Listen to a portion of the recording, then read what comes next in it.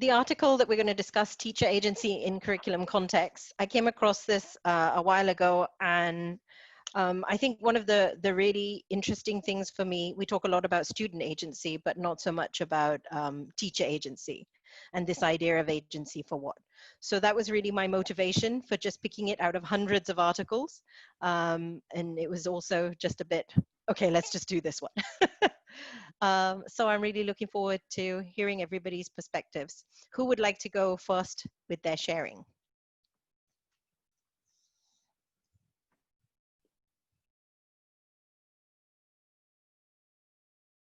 I'm happy to start us off. Great, since I can see myself first on the screen. Yeah. So that works. Yeah. Okay, first of all, like I've mentioned to Monita before we went on, I was really grateful because like you said, we do a lot of student agency, learner agency, and we look into that. But even when we do look into that, it's still very superficial. So it's just these concepts of voice, choice, and ownership, but we don't really ever dig into those in practical terms. And we don't look at the learner being the teacher in this context either, at least not as frequently as we should. And just looking at what the article stipulates of all these shades of agency, you know, from the ethnocultural agency to this moral imperative that we all have, to then saying and actually stating it quite clearly that teachers are always at a disconnect, always in a dissonance, always in a discord with everything that's happening through curricular policies and what they have as a moral imperative in terms of exercising best practice. So for me, that was a really good provocation to think deeper about, you know, our own practice and where do we find ourselves and what form of agency we're really trying to exercise, if any, as teachers, as leaders of learning. And is it really ethnocultural agency, which I really like that term from Zanazanian, because I feel that, you know, you're really looking at this, but whose imperatives are you promoting?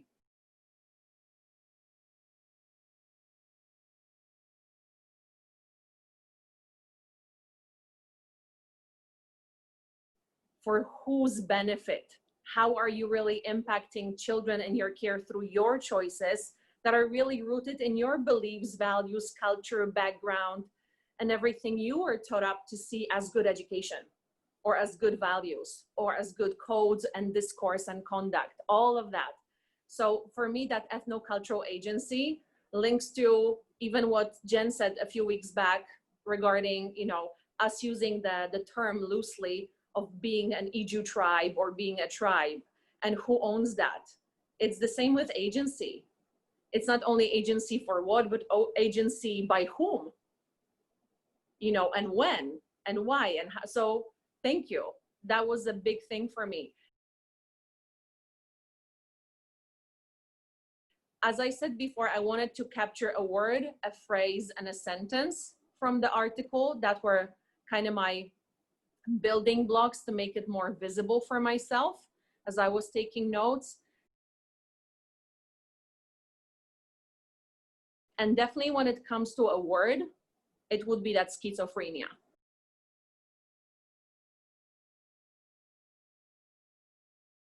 It would be that bipolar effect that we have on ourselves as teachers through being pushed into curricular context that we work in, we live in, the systemic, I would say, teacher oppression.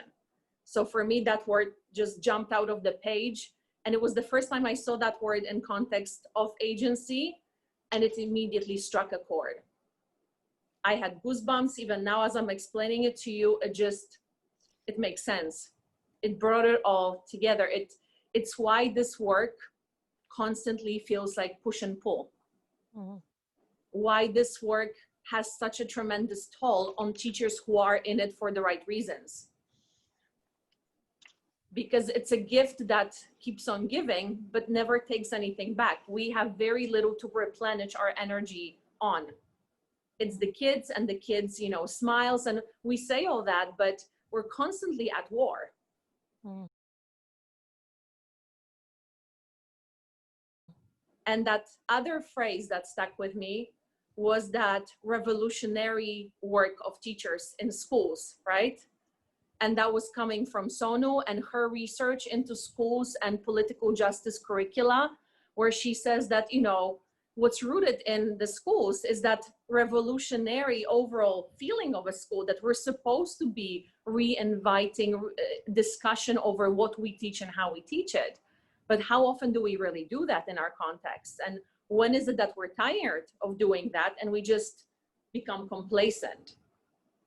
So that was my word, my phrase. And I think the sentence was really Sanger's title of the article, because I feel that's basically what is happening to us contemporarily. This is what we all suffer from, is the schizophrenia of contemporary education and the moral work of teaching. It's the state we're in. And it just raises such deep emotions in me, because that awareness of your choices, right, that you have as a teacher, and the moral choice, and almost a moral, in a way, contract that you take upon yourself when you enter schools and classrooms, if you want to be a real educator, it's a huge undertaking. Who's supporting that?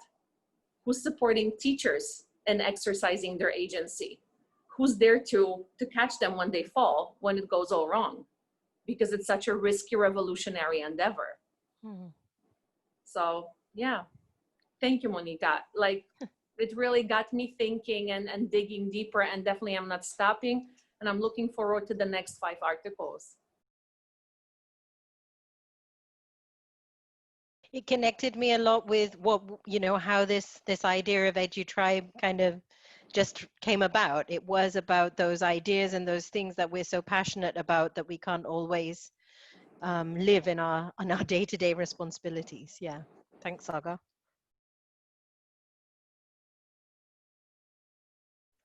Saga, I can build on what you're saying, because the schizophrenia certainly resonated with me as well.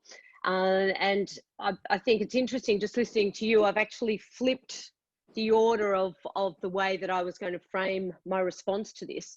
And I decided to use our friend Simon Sinek's golden circle that pervades your life once you've experienced it, and go for the why and the how and the what of agency, and particularly in the context of teacher agency.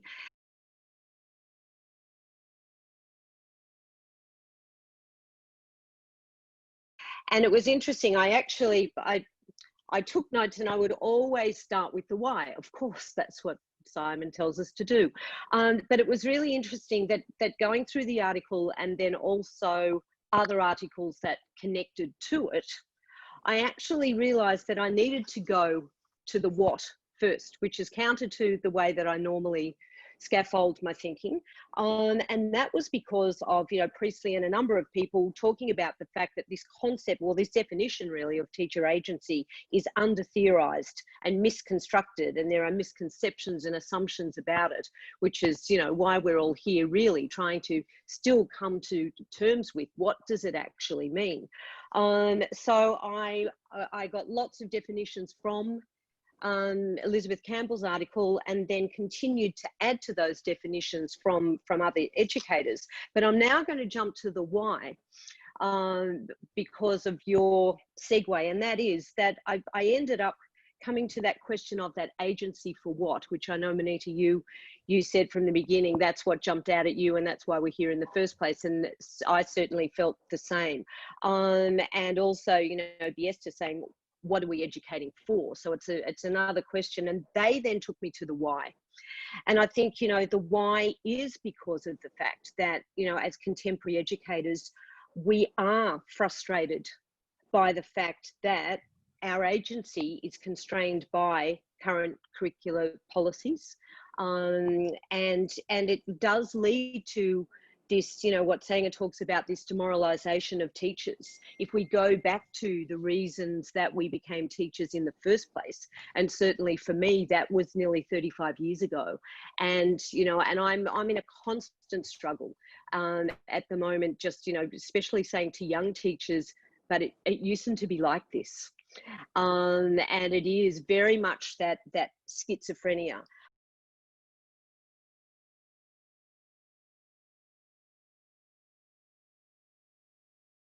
And that, you know, if agency is the capacity to govern our practice based on our personal and professional, you know, values and beliefs, and that there is a moral imperative there, then we are constrained, because, you know, it is very much context specific. And if we, you know, if we look at the ecological view of the fact that, you know, it is, we can have the capacity for agency, but it is all bound by our context, then that causes that schizophrenia and that frustration that I think many of us experience. It's about learning to live with that duality in a way, because I think that's never not going to be an option. I think we're always going to face that, or somebody is, because not everybody holds the same values that perhaps, you know, we might share common values here, and that's what's brought us together for this discussion. Sure. But yeah, there's always going to be a duality in these things. Yeah. Yeah, thanks. I think to go with what both of you've been saying, to add to the resistance and the revolution, I really want to know a little bit more about this hidden transcript. And one word, one phrase that came out to me was definitely, and because I've never seen this word before, I'm going to attempt pronunciation, agential possibilities.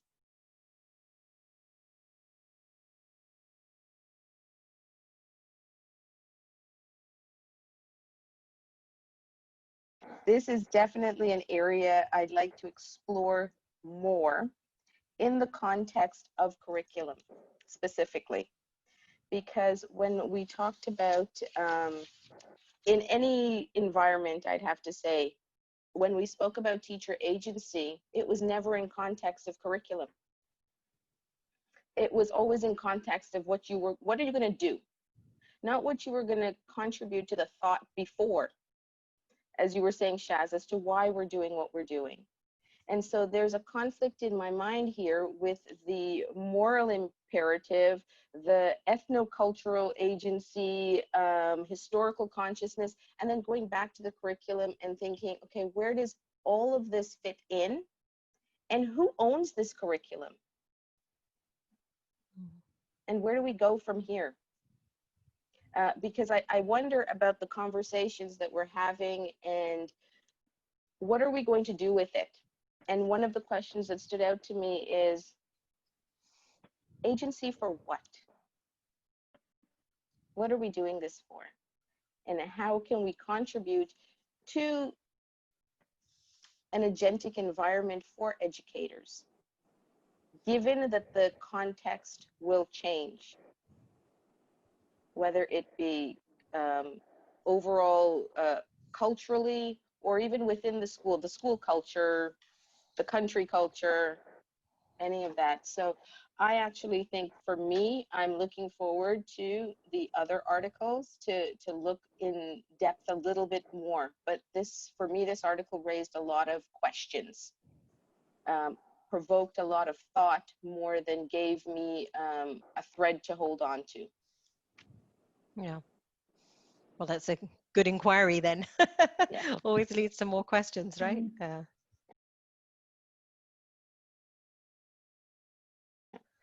The same quote that Vimy and Shaz and Aga brought up about teachers' capacity for agency also stuck with me too. And the quote was, the teacher's capacity to engage students in curricular experiences that are compatible with values or their values and beliefs about teaching and learning is a powerful measure of his or her agental potential. And that also, drawing from what Vimy was mentioning, are we making curriculum or are we reproducing curriculum? And so the more that you can measure your values with what you're meant to teach, you know, what is the written curriculum there, and having that resonate with your personal values, then you can engage more in what you would call curriculum making and help the children go on that making meaning, instead of feeling the weight of the structure. Because with agency, agency never exists alone, as Shaz brought up. It's agency and structure, and there's the debate, the dual, two sides of the same coin. So what's your pedagogy and then what's your accountability is what came to mind when I was reading that article. And so there's no easy answer there, but I really did like that it wasn't all doom and gloom and you know, how can you make the curriculum resonate with you as a person and then help children find that resonance as well, I think is the path forward. Yeah, we're doing that all the time as well, aren't we? In our, you know, I like that point of what's your pedagogy, what's your accountability. So those are good questions. For me, this article was a provocation into further inquiry, because the entire premise of this article was the assumption that teachers are reflective practitioners who can consciously or unconsciously exercise agency. And as much as it's a moral imperative to be committed to agency in the classroom, my question was, where's the conversation, where's the structured conversation around what does it mean to be agentic in your environment? What does it mean to be interacting with your stock of knowledge and staying in touch with not only best practices in education, but how do I offer an agentic environment for students? You're right, Aga, a lot of conversation is taking place around what does it mean to witness and to cultivate student agency in learning. But what I'm curious about learning more about is what's the role of leadership of the school, of the context? Where does legacy of the school or the vision of the school fit in to encourage this deliberation of what does teacher agency mean, and how do we encourage that, whether through professional development or through the doing in the classroom?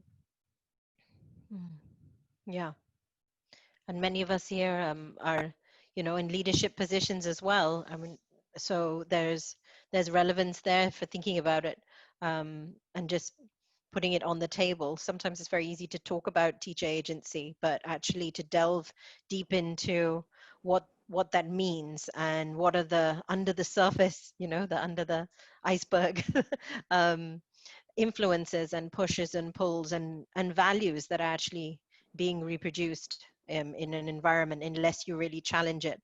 And I like the point you made about having the conversation, Amrita, because it needs to be that dialectic of, you know, a two-way, a dialogue that's happening between not just saying, okay, we've got it now, but it continuously changing and evolving and shaping and being shaped by it.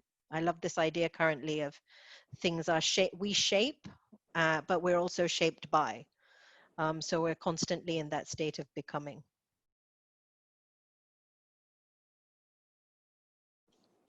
I think we have to start with a common definition of agency in our context.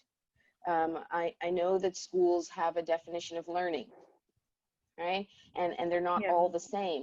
So I think maybe that would be a starting point of what does it mean? What does an agentic environment look like, sound like, feel like here? And just getting stakeholders involved in the conversation, and not make assumptions.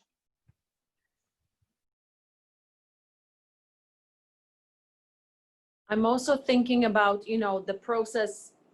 Agency by design, the way Harvard talks about it, has that empowerment element to it. So if we go even one step before that, it would start with the school's take on curriculum making. Is the school seeing themselves as curriculum makers, and are they seeing the process of curriculum making as a political act, the way Sonu described it, right? That it may be seen as a political act to be a curriculum maker, which I would identify with.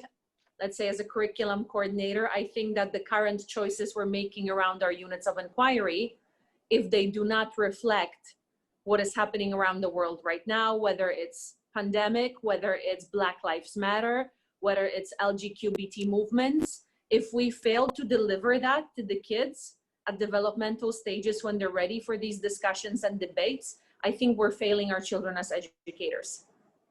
And I think that's one of the strengths of, for example, the curricula that we're in international schools. And almost we have to pay back even more for how these schools came into being. And we should now be doing a much better job at counter processing ourselves from where we came from, because we came from all the wrong movements. Let's face it, we came from white supremacy, we came from colonialism, and that overhaul of power. That's how we were born into our schools, into these institutions. That's how these were founded, wherever they are in the world. That's how they came about. So I think the work is there, but whether the school chooses to do the work is a totally different situation, you know. So we can talk about agency, but there first has to be climate for agency in the school. And you have to know that your leadership also walks the walk, doesn't just talk the talk, and is willing to adopt that revolutionary political act of curriculum making and then acting on these practices in the classroom. Monita, you got me all rebelled up. All fired up there, all fired up. But that's the pattern. That's actually one of the patterns that I identified in these articles. The little tasters that we got were morality, moral agendas, and hidden agendas. Yeah. Right? Came through all the articles. But I'm wondering, like you said, Aga, if we're supposed to talk about what's happening around the world, who's going to support that talk? You know, That's my you point. talk about the curriculum, but that's just it. It's our curriculum. We own it. We're supposed to own it in the PYP. But then again, cultural context doesn't allow for certain things to happen. A few years ago, we had a conversation. Shaz, you'll remember this conversation about agency being a very cultural, a cultural construct. And what it would look like in China at the time when we were there, and what will it look like in India, what will it look like in the US, what will it look like in Europe? Very different. So how can we move forward with that unless we start thinking, okay, what does it mean? Are you saying that in my environment, agency means that I have to fit into this box and I'm only allowed to do this? And do I work with being in that box for now because I've got something? Or do I try and blow the whole box up at one time? Or is it something, it's a process, right? As people start getting involved and start taking ownership. And I think that's why there has been such a problem with finding one definition. And, you know, all the readings and all the educators are saying exactly the same thing. And I certainly know from my perspective in our Victorian PYP network, we have a theme. And it usually runs for a year. And for a number of years, we had different themes. They're all concepts. Then we decided maybe about 4 or 5 years ago, we'd take agency as a theme. Now, that was in the days where people were saying things like agentic, and we're going, oh, what are they talking about? Like, seriously, what's that word mean? And really questioning it. And we took the theme for a year, and we decided that we needed to keep that theme for a second year, because a year wasn't enough for our schools, despite the fact that we had focus PD on the concept, and that was the theme that drove us for the year. We, even as experienced IBAN and people who were leading this and bringing in other educators and voices, we couldn't still get our head around it, and no one had the same definition. And so, you know, we've talked a lot about context, and we know that it is very much context bound. So I think it would be nice for me to have one definition, but I think that has been the challenge, that because it's contextual, then it defies a one-size-fits-all definition. But it does have common points, doesn't it? And all the Sure. articles, we're looking at imperatives. We're looking at that sense of self-efficacy, that intrinsic drive, the power, Yep. the imperative that's either moral or ethnical or cultural, but it's highly personal. And yes, in a way, Mhm. like you are all saying, it's very subjective because it's ethnical, cultural, personal.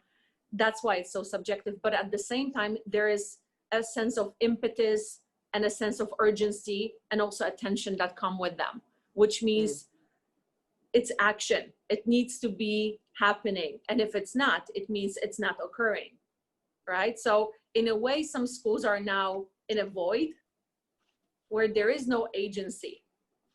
There is kind of a hiatus, to say it, you know, in a general terms, or not to be too subjective about giving a judgment about the school situation, which is why I think not only do we have to look at having wider range of teachers and educational leaders in discussion about what is agency, but also what is the moral imperative behind instilling, institutionalizing agency, bringing it back onto the agenda of everybody, not just for this discussion, but actually for the actions that will follow discussions, to have leaders confront it with the question, are you... Some level of accountability, Yes. right? Yes. Yeah. Yeah. I think the common thread, if we're looking at common threads for definition, it is the personal capacity to act. That you actually have that capacity, but it's not that capacity in isolation, because that capacity is very much determined by the context that you're in and the environment that you're in that allows that act to occur. And I think, from all of the reading that I've done, that's the common thread. But it's not capacity in isolation, because we can all, go in guns blazing with our values and beliefs about teaching and learning. But if we're not in the environmental context that will support that and allow us to act, or our children to act as well, then you need the two together. Yeah. But the sense of responsibility that seemed to have come out there in the article. They brought out what is our responsibility within the moral agenda, within the curricular structure. As teachers, I see that as part of my schizophrenia. Yeah. I think also it's important to note that agency is not given, it's inherent in living. So even if you're working in an environment that's not conducive to being a truly agentic one in terms of curriculum making, let's say as teachers, things still happen that are agentic on behalf of teachers when the door's closed, the unwritten curriculum, kids too. I went to Catholic school. We still did some stuff, even though that environment was not so conducive to agency. It's there in pockets, but it's not, if you want to use it for the collective good, that's harder to do if the structure of the environment or the context isn't open to agency, but it will still be there. It might look like defiance. It might look like ignoring admin's agenda. But that's still an act of agency, depending on how you look at it. I think you've just explained beautifully what Sonu was meaning to say by saying that different schools and learners and teachers within them will have hidden transcripts. Vimy mentioned it at the beginning of the conversation. That's the hidden transcript. And see that the rebel in me is asking leaders out there and thinking, okay, why do these transcripts have to be hidden? After all this history, and we see how change comes about. And I know that change is not, linked directly to agency. They're intertwined, but they have their distinct differences, not just similarities. But if we're now in this act, whether it's political or it's just an act of transformation in curriculum making overall around the world. Everyone says, oh, it's time for a curriculum transformation, reform, however they go about it. If we don't address the fact that it's not only agency that needs to be the underdog and fight itself up to the surface, because like you said, we all have it. It's our choice to act on it or keep it idle.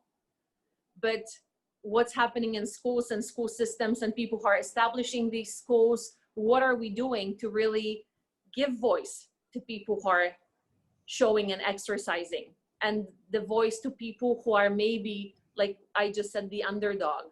And you know, everyone likes the underdog, which in a way, I think it's a good trend for agency, hopefully, an agency in curriculum making, particularly right now, curriculum making as a political act.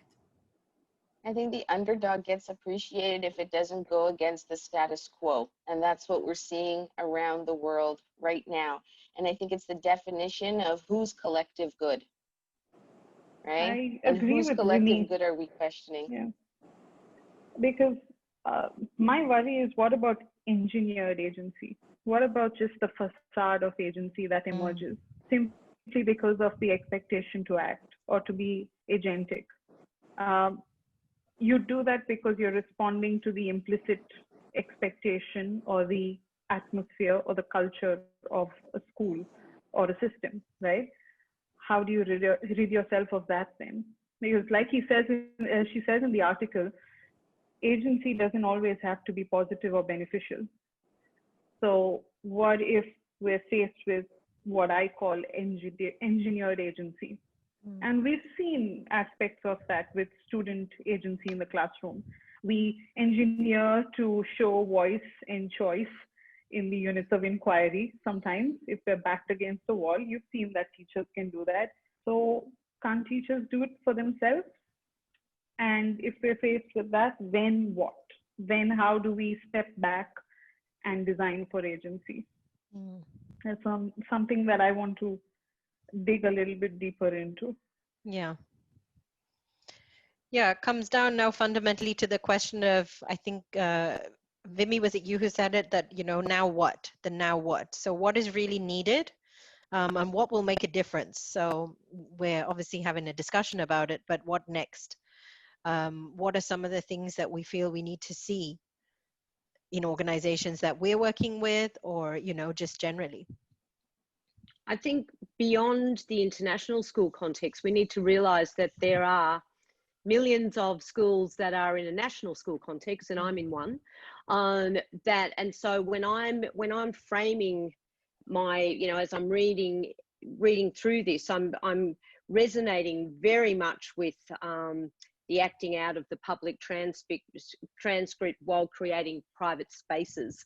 I just love that, the hidden context, the curriculum subversion, because that is certainly what I'm seeing in my school. And I know that many educators, particularly PYP educators in schools, national schools, in, you know, around the world, but certainly say here in Australia, we have a national curriculum that's mandated.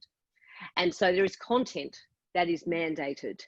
And so our agency is very much in curriculum making and creativity, and seeing the possibilities and refusing to be bound by content, by deciding that we will cover it if we are looking at the concepts, but we know that we're all about getting our kids to uncover rather than cover. So that comes back to your own belief. Well, first of all, it comes back to your own values and beliefs about teaching and learning.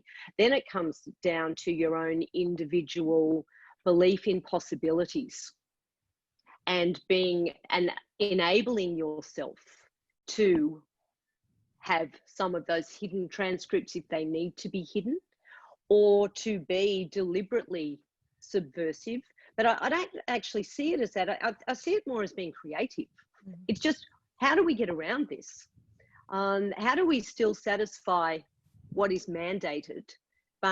And the beauty of it is with a PYP framework that is, you know, inquiry-based, conceptually driven, transdisciplinary, then there is our agency and our creativity in being able to make curriculum with our children. And that's where the agency is authentic then, when we're doing it together with our children. I think, you know, again, if we're talking, I'm only thinking about this now, but we've isolated teacher agency tonight because we know that there's been a lot of discussion about student agency, and then we dropped student in the PYP and just called it agency because we're talking about human agency. But if we're saying it can't be in isolation, then I think if we're talking about authenticity in an educational context, that agency is a collaboration and a partnership between students and teachers. And it's interesting. It's interesting that you mentioned that, Shaz, because at the back of my head while we were discussing teacher agency all along, I keep hearing colleagues who in the past in different situations and workshops have actually called on their agency as a defense, almost a defense mechanism from letting go and sharing ownership of curriculum with the children. When the enhancements first came out and we said, of course, the learners, everyone in the community, in the context of your school, of your, you know, learning community and culture there, teachers immediately jumped on and said, okay, Aga, then why am I letting go? Why do I have to let go? I have the voice and the choice and ownership of my POI. Why do I have to negotiate it? So I've had it flipped on me in workshop situations where I really had to be the voice for the students and advocate for their part, their slice of that cake, because teachers would use that word and want it to be agentic and in their own right defending their curriculum and giving it just status quo. Don't change it. I own it. I know what's best for my kids. I have the agency. Trust my voice, choice, and ownership. And that's legitimate as well. Yeah. Because that's the, you know, that's the iterational aspect of the model of agency, you know, that it's all about teachers' past lives, all right, and their values and beliefs. And if that's, you know, what they're holding on to, then that's legitimate as well. Mm-hmm. I like that the that OECD concept paper from 2019 talks about individual agency, but it also talks about co-agency and collective agency, which, you know, I think all come under the umbrella, but it does broaden out that idea, exactly what you're talking about, Shaz, that collective agency. And in that, that doesn't mean consensus. Sometimes agency means compromising, right? Because it is about the other, recognizing the other. Yeah. And often we focus very much on the individual, whether it be teacher or student. But yeah, this comes back to our schizophrenia, right? Where no man is an island and no woman either. So yeah, that whole, where do we fit in that collective? It's about that positioning as well, and the values. I think it's easy when you're speaking with a group of people who that resonates with and your values align. Where we always find the challenges, and indeed in schools and in any work environment where you feel that your values are just so compromised with the values of the organization that you're working with, it becomes an impossible to continue even. Yeah. But isn't then that an imperative, a moral imperative, to ask yourself, do I continue? Yeah, at some point you make a choice, right? Yes, or do I get out? Do I exercise that agency, that moral contract I have with myself, not to conform, not to stand? One of the reasons I no longer work with some schools I used to work with, because I could not work under such a disconnect between vision and mission of the IB that I was supposed to implement at a school and the daily operations of the school. And I chose, until this day, I know that the choices might have not been the best ones financially, but I do sleep so much better.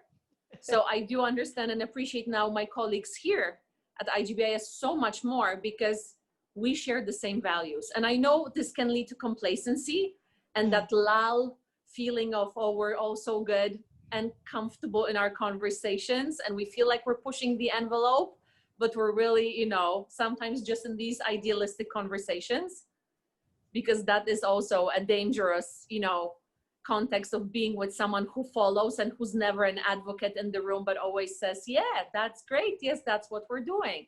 So I do value these different perspectives, and we try to have those random people always say, what if it wasn't like that? But I feel we as teachers have that imperative, or as leaders of other teachers, to say when it's not okay, it's not okay, and it's okay to say that it's not okay. Yeah, and have And that I think that yeah. dialogue, right? About starting the dialogue, right? You got to start somewhere, and I think our start points for everyone are different. But yeah, what to do? Checklist. Find your tribe. Yes. Find your support. Find similar voices. You know, continue that dialogue, and even when you have a definition, a working definition of agency, don't stop there. I don't think the definition of agency is static. I think it's going to continuously evolve as we evolve, and like look at right now what's happening in the world and the way learning is happening online. We're all being so challenged to think in different ways and to be liquid. So how does agency relate in that environment? I know that's a common discussion right now as well. So lots more questions. But I think what you did just here with us today, Monita, is making that next step. What now is we've had this conversation. We've made it visible. We're about to make it even more visible. Yeah. We're about to make it shareable. And by that, it's going to be amplified. So that's yet another voice in the conversation. And that's a universal access voice, because it's going to exist as a recording, as a voice recording. There's going to be an infographic. There's going to be a follow-up discussion. There's going to be interaction, for example, on our social media channels. So at least that is the next point for me, where I feel like, again, to be complacent, to be quiet, is not to act on the privilege you were given. If you have a following in the social media, use it. That's the best thing you can do with your social media, right? Yeah. Instead of buying shoes and bags, or alongside. Go with the alongside there, Aga. Yes. For me, a voice of caution along with starting a discourse like this is like any change, introducing a dialogue around agency, teacher agency, is going to be complex. It is going to have a rippling effect on a school or a system's common definition of what is learning, what is our purpose of learning, what do we hope to achieve for students, what do we want to achieve as professionals. So I feel like it's great to start this dialogue, but we need to be very cautious about designing how we're going to take this dialogue forward. And like Monita said, it's going to evolve. That definition of agency and what it looks like is going to evolve every single time we have that conversation. Like you do your standards and practices revisiting, changes every time you do it. It's akin to that. So yeah, for me, a voice of caution is it's going to be change, big change, and we have to design for it very carefully.